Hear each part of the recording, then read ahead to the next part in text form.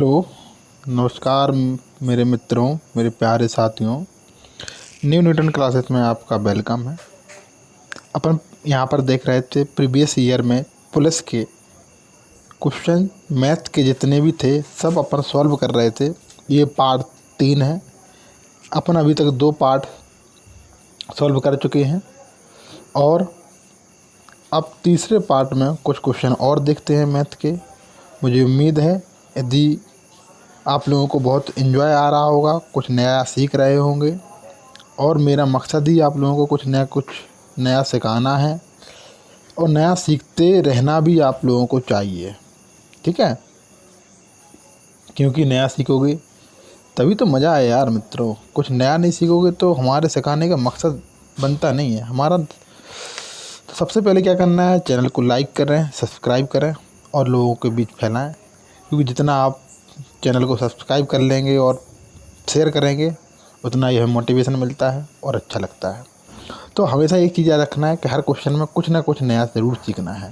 क्योंकि जब तक आप नया सीखोगे नहीं तो आप लोगों को लगेगा नहीं कि हमने कुछ सीखा है। नया हमेशा सीखो, हमेशा नया सीखना ही लर्निंग है। देखो, कुछ आप क्या कंपटीशन की तैयारी कर रहे हैं, एग्ज़ाम क्लियर करना है, सिलेक्शन लेना है, तो सबसे पहले सुबह उठते ही अपना टारगेट फिक्स करोगे। टारगेट फिक्स करने के बाद जब तक नहीं सोओगे तब तक कि आप उस टारगेट को पूरा नहीं कर लेते। यदि आप सोने के पहले उस टारगेट को याद करोगे कि मैंने जो सुबह टारगेट सेट किया था उसको पूरा कर पाए कि नहीं कर पाए। यदि नहीं कर पाए तो उसी समय किताब उठाना है और पढ़ना है। जब तक टारगेट पूरा नहीं हो जाता किताब नहीं छोड़ोगे, ठीक है। अब क्वेश्चन में हमेशा याद रखना है, कहीं भी पढ़ो आप लोग, और पढ़ने के साथ आपको याद रखना है कि हमेशा कुछ ना कुछ नया सीखना है। ये नहीं कि आपको आता है भाई हमने आपको फिर बता दिया तो फिर आपने उस क्वेश्चन में कुछ सीखा ही नहीं है, नया कुछ भी नया नहीं सीखा, तो फिर हमारा पढ़ाने का उद्देश्य बनता नहीं है और आपका पढ़ने का उद्देश्य नहीं बनता कि भाई आपने कुछ क्वेश्चन में नया नहीं सीखा, वही के वही जो आपको आता था वही हमने सिखा दिया और आप ताली बजा के चले गए कि बहुत बढ़िया सिखाया, बहुत बढ़िया सिखाया। नहीं मेरे मित्रों, जब तक आप नया नहीं सीखोगे आपको ऐसा नहीं लगेगा कि भाई मैं आज कुछ नया सीख रहा हूँ, मैंने आज कुछ नया नहीं सीखा या फिर मुझे प्रॉब्लम आई है कुछ सीखने में, तो समझ लो वो तुम्हारी लर्निंग है, वही तुम्हारी लर्निंग है। अब अपन क्वेश्चन पे आ चुके हैं तो क्वेश्चन सॉल्व करते हैं और हम आपको कुछ ना कुछ नया बताते जाएंगे। चलिए, तो सबसे पहले क्वेश्चन बोल रहा है अपना कि स्थिर जल में नाव की चाल 10 किलोमीटर प्रति घंटा है और धारा की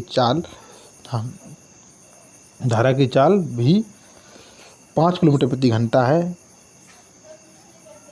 और कह रहा है कि विपरीत जा रहे हैं आप। देखिए, कभी भी जब आप धारा में नाव में जाते हो, नाव में, तो आपने थोड़ा नोटिस किया होगा, ये आपने ध्यान दिया होगा कि आप विपरीत दिशा में जाओगे। देखो, जब आप नाव के विपरीत दिशा में जाओगे तो आपकी जो नाव है वो कम धीरे, स्पीड कम हो जाएगी, उसकी वो कम हो जाएगी, ठीक है। और जब नाव की आप धारा की दिशा में चले जाओगे, मतलब जिस साइड नदी बह रही है उसी साइड आप नाव ले जाओ।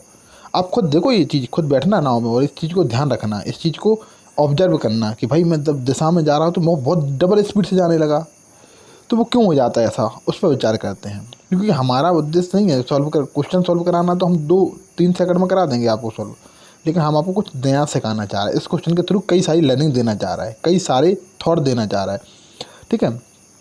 तो आपने कहा, आप कभी भी याद रखना, कभी भी आप धारा की दिशा में जाओ, जैसे कि पानी भी जा रहा है उसी दिशा में और उसी दिशा में आपकी ये नाव भी जा रही है, ठीक है। क्या जा रही है, इसी दिशा में ये आपकी नाव भी जा रही है, राइट। उसी दिशा में आपकी नाव भी जाए तो दोनों जब जाएँ ना तो याद रखो दोनों की प्लस होगी, क्या होगी, दोनों की जो चाल है वो प्लस हो जाएगी, ठीक है।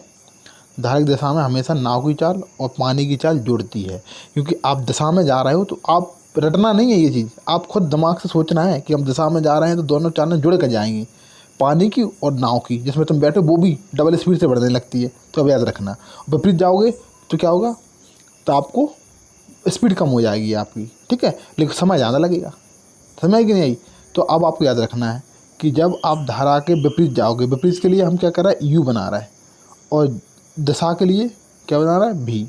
ये है विपरीत, लिखने दे रहा है विपरीत, रिवर्स, ठीक है।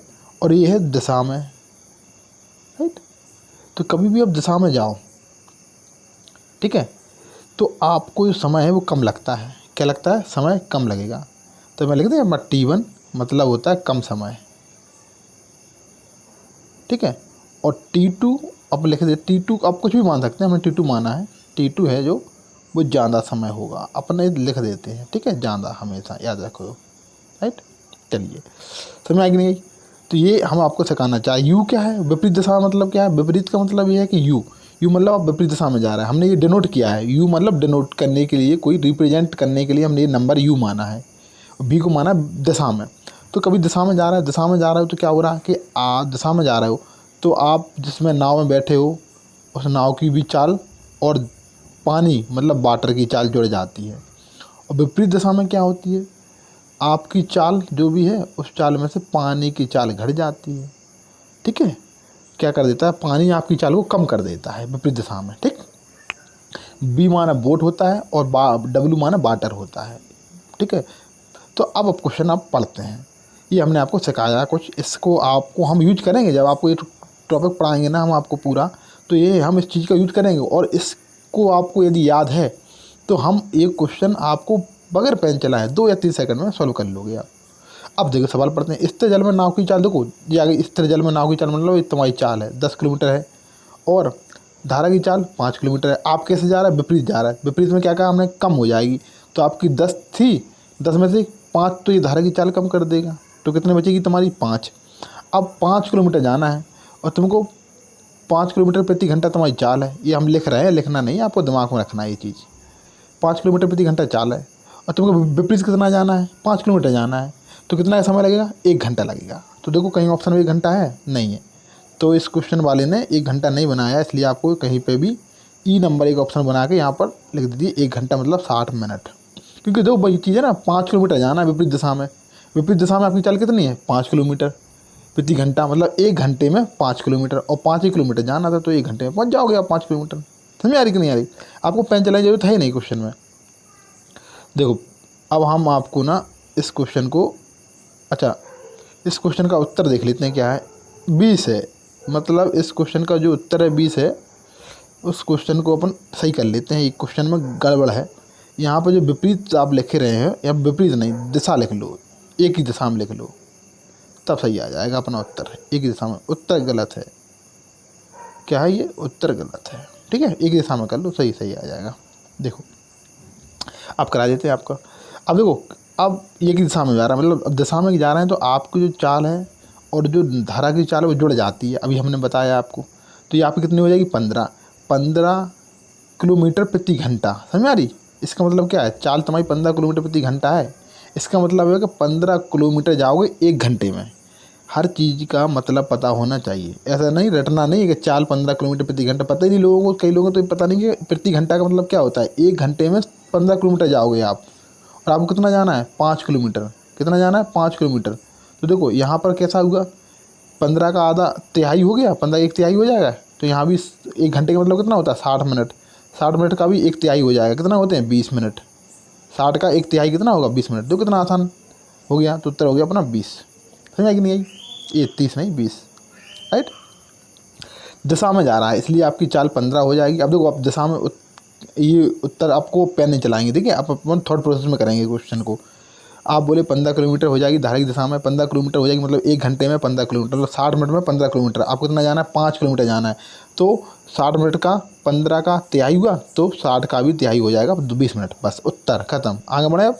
चलो क्वेश्चन कह रहा है, इस सवाल को पढ़ते हैं। क्वेश्चन कह रहा है कि 2 व्यक्ति की आयु का अंतर कितना है? 2 वर्ष है, ठीक है। और उनकी आयु का योग 144 के वर्गमूल, वर्गमूल का मतलब यहाँ पर है स्क्वायर रूट, मतलब 144 का वर्गमूल लेना है। ऐसा लेना है 144 का वर्गमूल, ठीक है। तो क्या आ जाएगा? 12, ठीक है। आप डायरेक्ट 12 समझें इस चीज़ को। उनका जो योग है दोनों का वो कितना है? 12 है, ठीक। इस वर्गमूल को अपन ने 12 बना दिया। अब देखो कितना आसान हो गया। दोनों की आयु का अंतर 12 कितना है? 2 वर्ष है, और दोनों की आयु का योग है 44, मतलब 12 हो गया। x प्लस के y दोनों की मान लिए 2, और x माइनस के y बराबर 12, ठीक है। ये दिया है। तो दोनों में से बड़े की आयु बताओ।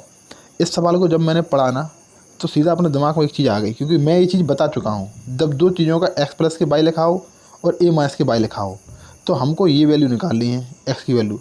तो कभी भी इस तरह की चीज़ हो कि आपको लिखा हो a प्लस के b, ठीक है, ठीक, और मान लीजिए 3 है, कितना है 3 है, तो दिक्कत कर रहा है, ये 3 है, कितना है 3 है, ठीक है, तो और ये दिया हो a माइनस के b, ठीक है 7 है।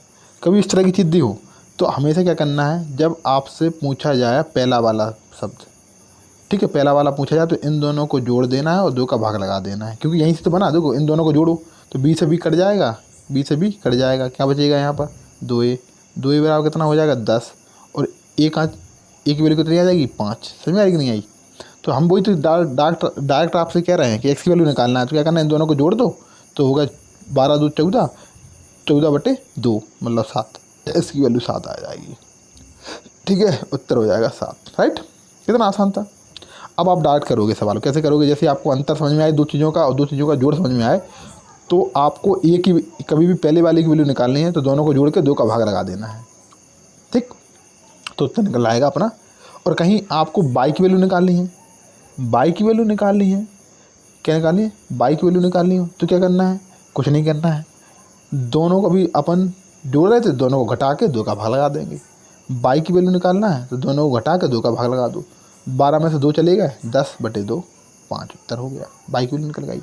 अब समझ आई, कभी भी तो दो चीज़ों का जोड़ दिया हो, कभी भी दो चीज़ों का अंतर दिया हो, तो हमेशा दोनों को जोड़ के 2 का भाग लगा दोगे तो पहली वाली की वैल्यू निकल आएगी, मतलब a की वैल्यू निकल आएगी, और b की निकालना हो तो दोनों को घटा देना है और 2 का भाग लगा देना है, तो b की वैल्यू निकल आएगी, करेक्ट। इस क्वेश्चन को जैसे देखा, उत्तर खत्म, बड़े वाले की पूछ रहा है 7, ठीक, आगे बढ़े। बहुत आसान था। अब इस चीज़ को याद रखना है, कभी भी याद रखना, इससे क्या है, आप लोग जो पेन चलाओगे, ये सब चीज़ें यदि आपको डायरेक्ट चीज़ें पता है, बेसिक पता है हर चीज़ का, तो आप आसानी से कर लोगे सवाल। चलो आगे बढ़ते हैं।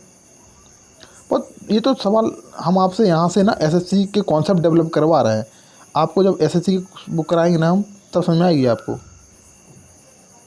ठीक है, राइट है, थोड़ी सी दिक्कत हो रही है, चलिए ये ऊपर वाली लेन कैसे हटेगी, हाँ चलिए, ये करेक्ट है।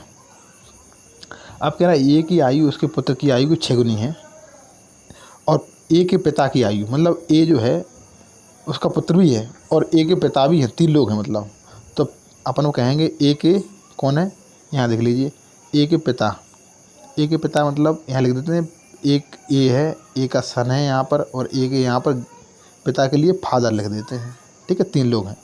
अब कह रहा है कि इस क्वेश्चन को देखो, यहाँ से देखो, पुत्र की आयु का 6 गुना है और ए के पिता की आयु उससे 40 वर्ष अधिक है, और दोनों की आयु का योग कितना है 118 है, तो ए की आयु बताइए कितना है, राइट। तो इस क्वेश्चन को हमने जब पढ़ा तो हम आपको बता रहे हैं कि ये उत्तर कौन कौन से उत्तर नहीं हो सकते, ये तो आपको समझ में आ जाना चाहिए कि कौन कौन से उत्तर नहीं हो सकते, क्योंकि आप देखो जो ए है सबसे बड़ा कौन है इसमें, फादर है, कौन है फादर।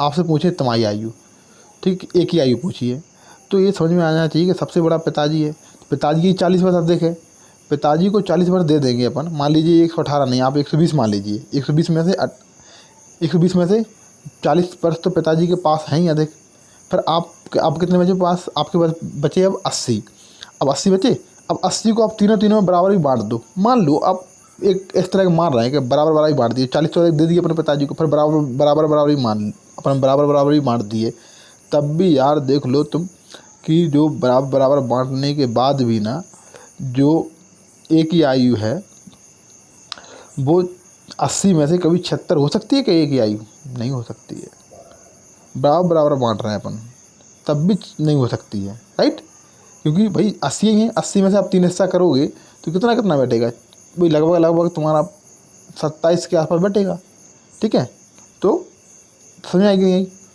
अब 27 से अधिक होगा इसका, क्योंकि इसको बराबर नहीं मिल रहा, इसको ज़्यादा मिल रहा है, ठीक है, इसलिए ये उत्तर नहीं हो सकता, राइट। और 40 से कम होगा, क्योंकि 40 से भी कम होगा, राइट है, तो 2 उत्तर क्यों, 42 तो हो ही नहीं सकता, क्योंकि अपन को पता है 40 तो बट ही नहीं सकते 3 लोगों को, और उससे कम बटेंगे, इसलिए अपना इन दोनों में से कोई एक उत्तर है। अब अपन सवाल को पूरा कर लेते हैं, करेक्ट। ये ऑप्शन रीड करना आपको सीखना है, याद रखना इस चीज़ को। अब देखो ऑप्शन, अब हल करते हैं पूरा सवाल तो हल करेंगे ही, ऐसा नहीं कि पूरा नहीं करेंगे सवाल, हल पूरा हल भी करेंगे, ठीक है, पूरा भी करेंगे, राइट। चलो एक की आयु पुत्र की आयु 6 गुनी है, तो एक ही है, यहाँ पर एक लिख दिया था, यहाँ पर इसका सन लिख दिया, इसकी 6 गुनी है, इसकी एक्स मान लीजिए तो इसकी 6 एक्स हो जाएगी, ठीक है। और जो पिता है वो ए से भी 40 वर्ष अधिक है, मतलब ए जो है इससे भी 40 वर्ष अधिक है, ये पिता है फादर। अब तीनों का जोड़ कर दो, तीनों का जोड़ कह रहा है वो कितना है, तीनों का जो जोड़ है वो कितना है, आ रहा है 118। बस हल कर लो। देखो यहाँ पर हो गया ये 6x और यहाँ पर एक 12x और यहाँ पर 13x, ठीक है। यहाँ पर कितने होगा 40 40 इधर चले जाएंगे तो घटाना है, 118 में से 40 जाना। देखो 120 होते तो कितना हो जाता, 120 में से 80 बचते, लेकिन आपको कितना बचेगा यहाँ पर 82 बचे। कितने बचेंगे यहाँ पर जो आप घटाओगे ना, यहाँ पर 40 यहाँ से चले जाएंगे, जैसे आप घटाओगे तो कितने बचेंगे, कम बचेंगे, क्योंकि आपको देखो 8 बचे और 11 में से 8 गए 7, 78 बचेंगे, करेक्ट। और 13 6 78, खत्म हो गया। देखो 13 6 78, एक्स की वैल्यू आ गई 78। अब क्या पूछ रहा है, पूछ रहा है एक की आयु ये है 6x है, एक की आयु कितनी है 6x, तो 6 6 36, 36 उत्तर हो जाएगा, करेक्ट। आसान था। फिर समझो एक बार, लास्ट बार, ये आपको बगैर ऑप्शन के करेंगे, अब बगैर उसके करेंगे पेन के। देखो एक की आयु है बी की आयु से 6 गुनी है, पिता पुत्र से 6 गुनी है, तो अपने कही इसकी एक एक्स है तो इसकी 6x है, मतलब 6 का मल्टीपल चेक कर लो, कौन है 6 का मल्टीपल, तब 6 के, इसमें डी वाला जो ऑप्शन है वो 6 का मल्टीपल नहीं है, इसलिए डी वाला भी ऑप्शन नहीं होगा, राइट है। ये समझ में आ जाना चाहिए तुम्हारे दिमाग में। फिर पूछा है एक के पिता की आयु उसके 40 वर्ष अधिक है, तो उसको 40 से कर लिया। आप जो जोड़ दो 6x 12x 13x, 40 इधर चले जाएंगे। देखो 118 में घटाना था, घटाओगे कैसे, आप कहोगे कभी भी घटाना है तो आप 118 को ऐसे देखो, 118 प्लस के 2 हमने ऐसे कर दिया, माइनस के 2, अब जहाँ से 40 घटाना है। देखो हमने एक बार 2 जोड़ दिए, एक बार 2 घटा दिए। ऐसा क्यों किया, ऐसा आपको माइंड में दिखा जाना चाहिए इस तरह के नंबर हमेशा, क्योंकि इस तरह देखने से क्या होता है कि आपके माइंड में जब इस तरह देखने लगोगे नंबर, जल्दी कर लोगे सवालों को। अब 120 होगा, 120 में से 40 घटाओगे कितने बचेंगे 80, और 2 और घटाना है तो 78, खत्म। एक्स की वैल्यू 13 6 78, 6 आ गई और 6 का 36, खत्म। आगे बढ़े, बहुत आसानी से अपन सवाल कर रहे हैं। अब ये वाला सवाल देखो, इस सवाल को चुटकियों में उड़ाएंगे, मात्र चुटकियों में। चलिए इस सवाल को देखते हैं। कह रहा है 50 विद्यार्थियों का औसत कितना है, 75 है। 50 औसत का मतलब समझते हो, औसत का मतलब ये होता है कि जो 50 स्टूडेंट हो तुम लोग क्लास में, उसमें से सबके पास 75 चॉकलेट हैं। औसत का मतलब ये होता है कि सबके पास, ये मान के चलते हैं कि सबके पास 75 चॉकलेट हैं, उसे बोला जाता है औसत, एवरेज, करेक्ट। सबके पास 75, हर तुम्हारे पास 75, तुम्हारे भाई के पास 75, जितने भी स्टूडेंट सबके पास 75, इसका मतलब ये होता है। अब कह रहे हैं एक विद्यार्थी जो 86 अंकों को 76 लिख दिया जाए। अब उसने क्या किया कि 36 लिखे, आपने लिखना कितने चाहिए थे 86, लेकिन 36 लिखे, तब जाके औसत कितना आया 75। भाई 36 आपको लिख दिया आपने, तब जाके सबको आपसे कहा कि भाई एक को क्या किया आपने 36 चॉकलेट दे दी, किसी को ज़्यादा दे दी होंगी, तभी तो 75 औसत आया। तो बोल रहा है कि भाई तुमको लिखना 86 देना चाहिए थी, लेकिन तुमने दी 36 दी, तो हमने कहा तो औसत कितना आया 75। हमने की तो 86 दे दो सब लोगों को। तो आप बोलोगे भाई हम 36 तो दे चुके थे, अब कितना का और देना पड़ेगा, 50 और देना पड़ेगा, क्योंकि 86 में से 36 घटाओगे तो 50 और एक्स्ट्रा देना पड़ेंगे सब लोगों को। अभी तो 75 ही सब लोगों को, अब सब लोगों को कितना देना पड़ेंगे 50 देना है। तो प्रत्येक के खाते में कितने कितने आएंगी, प्रत्येक को कितने कितने मिलेंगी, 50 चॉकलेट है, 50 विद्यार्थी हैं, तो सबको एक एक और मिल जाएंगी, सबको एक एक और मिल जाएंगे। कितने कितने हो जाएंगे 76 सबको, उत्तर हो जाएगा 76। समझ में आई। पेन नहीं चलाना था इसमें, देखो हमने आप अब देखो पेन नहीं चलाएंगे अपन, देखो थोड़ा प्रोसेस पे करेंगे सवाल को, कैसे करेंगे। आप बोले सबका औसत 50 मतलब 50 स्टूडेंट, सबको 75 चॉकलेटें मिली। आप बोल रहे हो कि 36 लिख दिया तुमने, 36 लिखी तब आपको 75 सबको मिला। तो हमने कहा आपको लिखना कितना था, आपको 86 लिखना था, 50 ज़्यादा लिखना था, तो हमने कहा 50 और लिख दो ज़्यादा, तो सबको एक और रुपया ज़्यादा मिल जाएगा। तो और ये भी देखो, ये जो ऑप्शन है वो 75 से एक ही ज़्यादा था, ये था बी। तो आपको इतना भी नहीं करना था सवाल को, ये आपको ऑब्जर्व करना है, ये चीज़ें सीखना है। तो एक लड़का क्या कर रहा है भाई, वो ऐसे कर रहा है, इसका आंसर निकाल रहा है 50 को, फिर सबको एक बार दिया तो 76 मिल गई, समझ आई कि नहीं। और वो कैसे कर रहा है, एक लड़का क्या कर रहा है, एक लड़के को समझ में आएगा 36 लिखे तो कम मिली तुम्हें, मतलब 86 लिखना चाहिए, तो सबको ज़्यादा मिलेंगी, 75 से ज़्यादा मिलेंगी, एक ऑप्शन था, आगे बढ़ गए। ये चीज़ें देखो आप बस। वहाँ देखो 12 पास करके आए तो ये मतलब नहीं है कि आप 12th पास करके आने के बाद आप कैलकुलेशन करने लगे, यार तुम 12th पास करके आए हो, एग्जामिनर जानता है कि तुम 12 पास करने के बाद तुम्हें गुणा भाग सब आते हैं, और नौकरी के बाद भी कैलकुलेटर मिलता है मेरे दोस्त, कैलकुलेटर मिलता है नौकरी के बाद। यहाँ सब खेल है तो दिमाग का। चलो अगला सवाल देखते हैं। ये सवाल भी औसत का है, तो इस यहाँ से भी आपको बहुत सारी चीज़ सीखने को मिलेगी। आओ, कह रहा है कि 15 लोग थे, ये चीज़ 15 लोग थे, आपको सब लोगों को 45-45 वर्ष है, मतलब सब लोगों के पास 45-45 चॉकलेटें हैं। अब 2 निकल गए, 2 लोग चले गए, जिससे क्या हुआ कि जो 2 लोग, अभी 15 लोग थे, अब 2 लोग चले गए, तो 13 लोग बचे। 13 लोग बचे हैं। अब क्या कह रहा है, औसत 5-5 वर्ष बढ़ गया भाई। मतलब ये हुआ कि सबके पास 45-45 चॉकलेटें थी, मान लीजिए चॉकलेटें थी सबके पास 45-45, 15 लोग थे, सबके पास 45-45 चॉकलेटें। अब क्या हुआ, 2 लोग चले गए, उससे क्या हुआ कि जो 13 लोग थे, अब बचे लोग कितने हैं, 13, सबको 5-5 चॉकलेट और मिल गई। लिखा है ना, औसत 5-5 बढ़ गया, मतलब सबको 5-5 चॉकलेट और मिल गई, तो 13×5 = 65, प्रत्येक को 5 चॉकलेटें मिली। तो 13 लोग थे आपके पास, 13 लोग बचे थे, सबको 5-5 मिली, तो 13×5 = 65 चॉकलेटें हैं। जो क्या हुआ, ये छोड़ गए ये लोग, 65 चॉकलेटें इन लोगों को ज़्यादा मिलेंगे, 13 लोगों को, समझा कि नहीं। सबको 5-5 मिली, तो 65 चॉकलेटें ज़्यादा मिल गई। तो अब पूछा है कि जो दोनों निकलने वाले व्यक्ति हैं, इनकी औसत आयु बताना है, इनका एवरेज बताना है। तो तुमने ये दिमाग सोचा कि भाई यार, ये लोगों को तो 5-5 सब लोगों को मिल गई, तो इसका मतलब ये लोग 45-45 लेके नहीं गए, इसका मतलब 45 से कम लेके गए कि नहीं गए। ठीक है, ये समझ में आई कि नहीं। अब 45 से कम लेके गए। अब अपने दिमाग में आई चीज़ कि यार ये लोग अब अपने सोच रहे हैं कि 45, ये लोग 45 से 45 लेके चले जाते, अपने खाते की चॉकलेट लेके चले जाते, तो सबके पास 45-45 रहते, है कि नहीं। तो जिन लोगों ने 65, तो ये लोग यहीं छोड़ गए, तो 45-45 लेके जाना चाहिए था, मतलब दोनों लोगों को कितने लेके जाना चाहिए था, 90। 45 इसको, 45 दूसरे वाले को, तो 90 लेके जाना चाहिए था। तो 65 तो ये लोग यहीं छोड़ गए चॉकलेट में, वही 65 तुम लोग खा लो। तो कितनी ले गए फिर ये लोग 25 लेके चले गए। 90 में से 65 घटाओगे तो 25 लेके जाना चलेगा, 25 ही लेके गए बस मात्र, समझ में आई कि नहीं। अब 25 का कह रहा औसत बताओ, औसत मतलब तो 12.5 हो जाएगा, करेक्ट।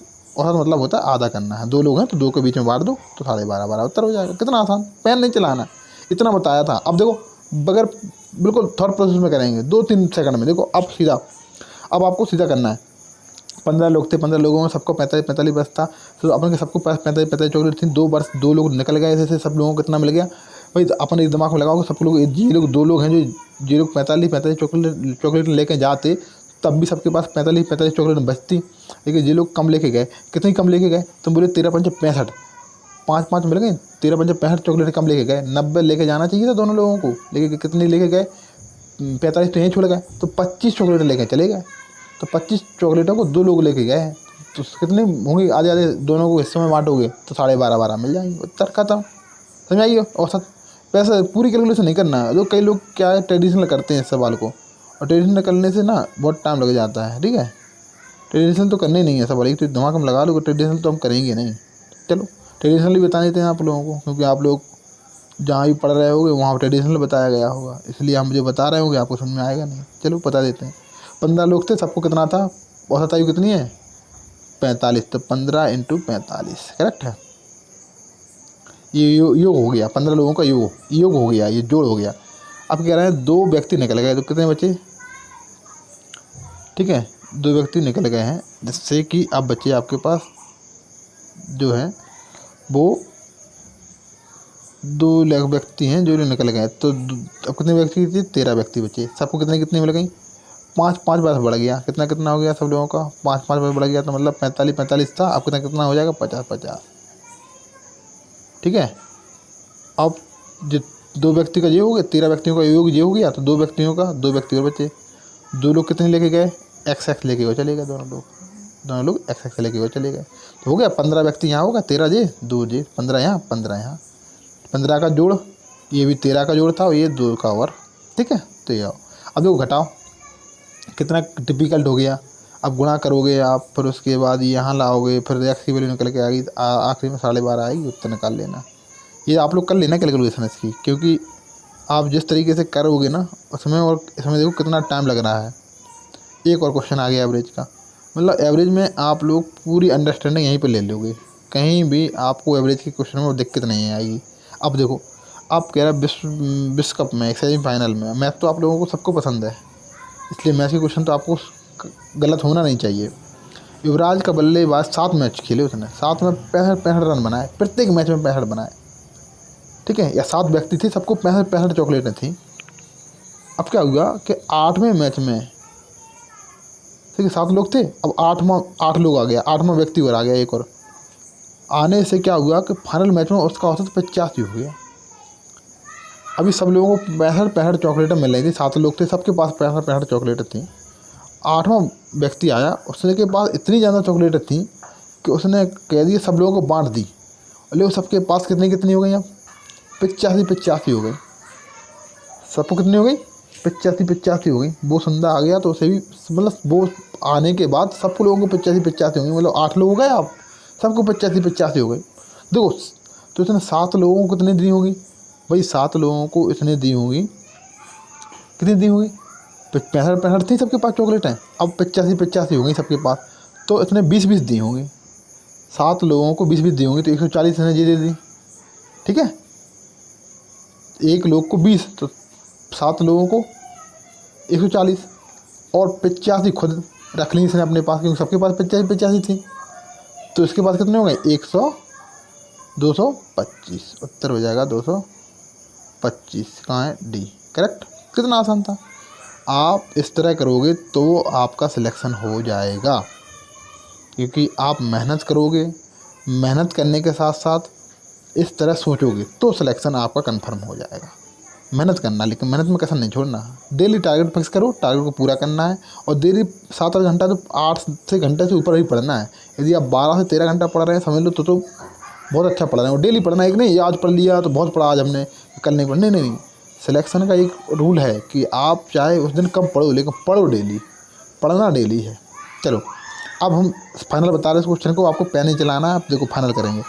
देखो, 7 मैचों में 65 था, युवराज आया, उसने 8वें मैच में क्या हुआ, सबको 85 हो गया, तो 85 तो उसके पास हो गई, और इतना भी था कि सब लोगों का 85 कर दिया, इसका मतलब 7 लोग थे, 7 लोगों को 20 दे दिया, 140, और 85 खुद इसके पास है, तो कितना हो गया, 225, इसका मतलब 225 हो गया, ठीक है। अब आगे बढ़ें, आप ऐसे भी सोच सकते थे, ऐसे भी सोच सकते हो, सवाल को इस तरीके से और कर सकते हैं कि आप कह रहे हो जो 8वें व्यक्ति है ये 65 ही लेके आता, 8वां व्यक्ति ये भी 65 लेके आता, तो क्या होता, सबको 65 चॉकलेटें होंगी। अब कह रहे नहीं, सब लोगों को कितनी हो गई, 85 हो गई, तो 8 लोग हैं, आप बोला कि ये 8वां व्यक्ति 65 लेके आता, तो सबको 65 थी, लेकिन आप सबको 85 हो गई, तो सबको 85 हो गई, तो 8 लोग हैं, सबको 85 हो गई, तो कितने हो जाएंगी, 8 लोगों को 20 ज़्यादा मिलेंगी, तो 160 तो यही मिल जाएंगे, और 65 इसके पास सबके साथ थी, 65 इसके पास थी, तो कितने हो जाएंगे, 225, तो भी उत्तर आपका 225 ही आएगा, करेक्ट है। ऐसा भी आप कर सकते हैं सवाल को, और तब भी कोई डाउट आता है तो आप लोग हमें व्हाट्सएप के थ्रू या कमेंट में ये सवाल पूछ सकते हैं। चलिए, चैनल को सब्सक्राइब भी कर लेना। लेकिन आप देखो, इस सवाल को तो जो मैं बता रहा हूँ इस तरीके से ना, शायद हमें लगता है किसी ने आपको बताया नहीं होगा, और दावा है, आप सर्च कर लेना पूरे यूट्यूब में, इस सवाल को जो मैं मेथड से बताने वाला हूँ वो आप तक आप लोगों ने किया ही नहीं होगा सॉल्व, और कभी सोचा ही नहीं होगा इस तरह से भी सवाल होते हैं।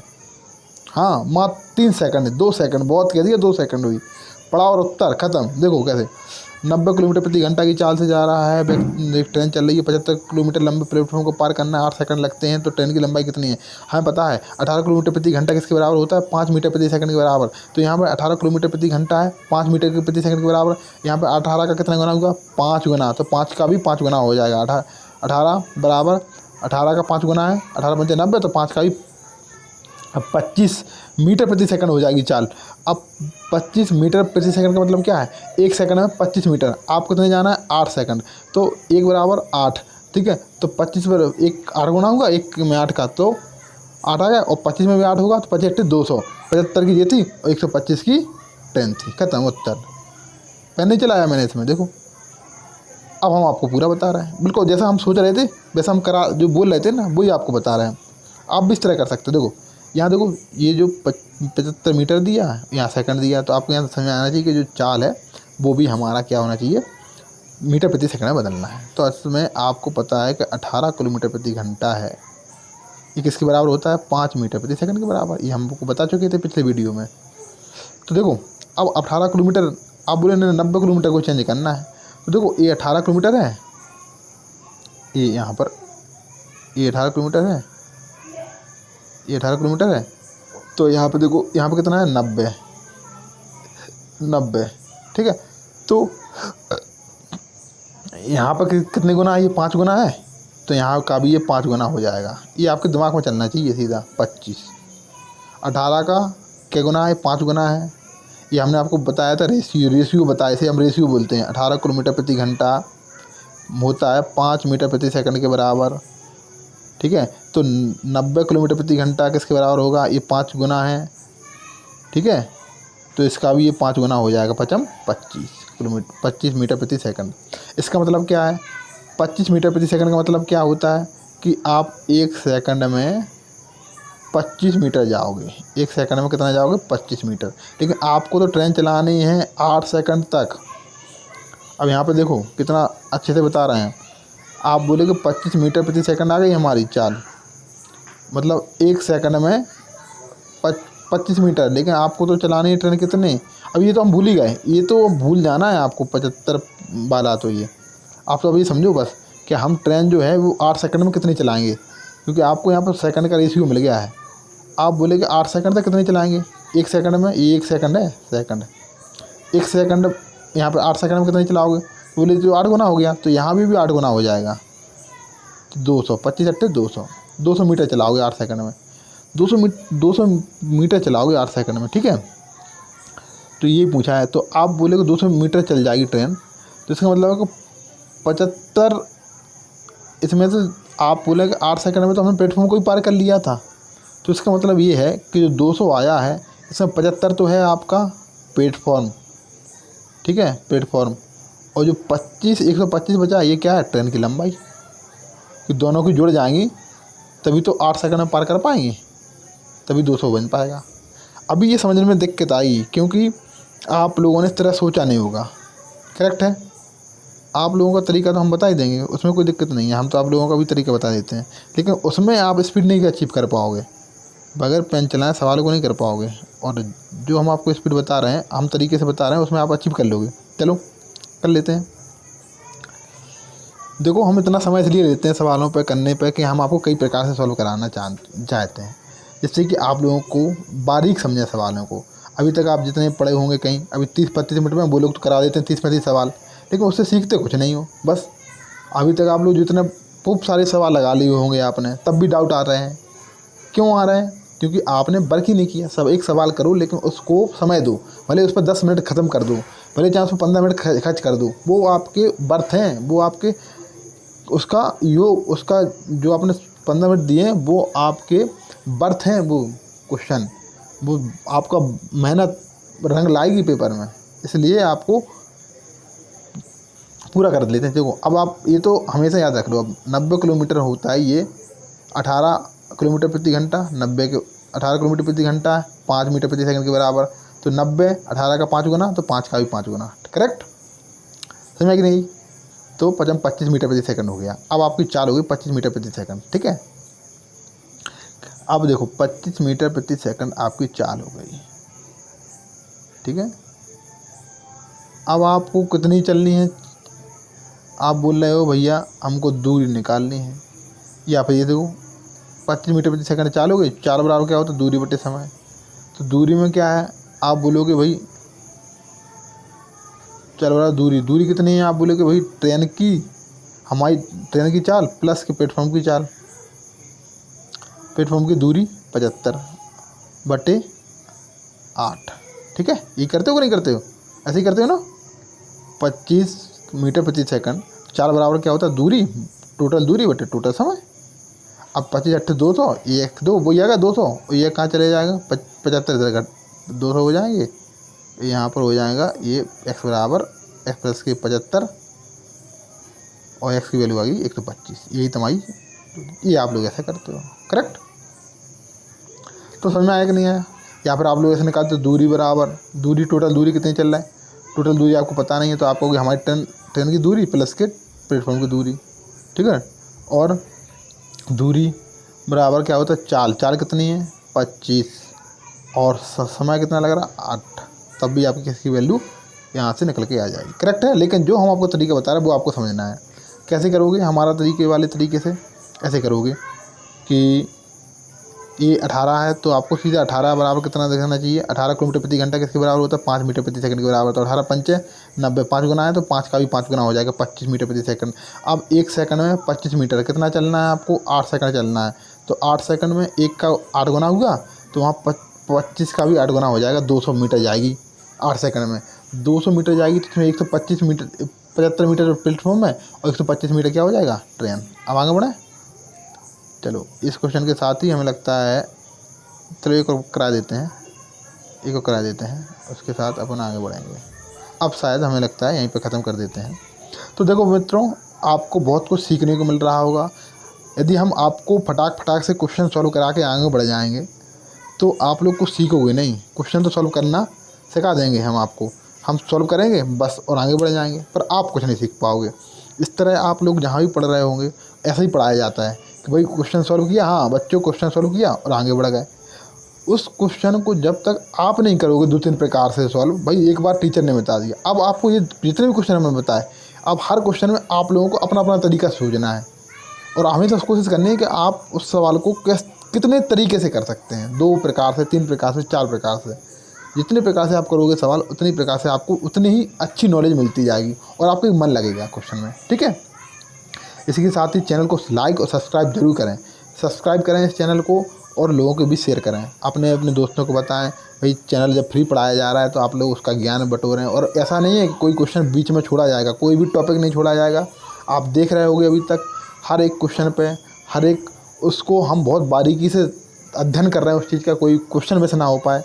और इसी के साथ ही आप इस चैनल को इस वीडियो को समाप्त करते हैं, ठीक है। नमस्कार।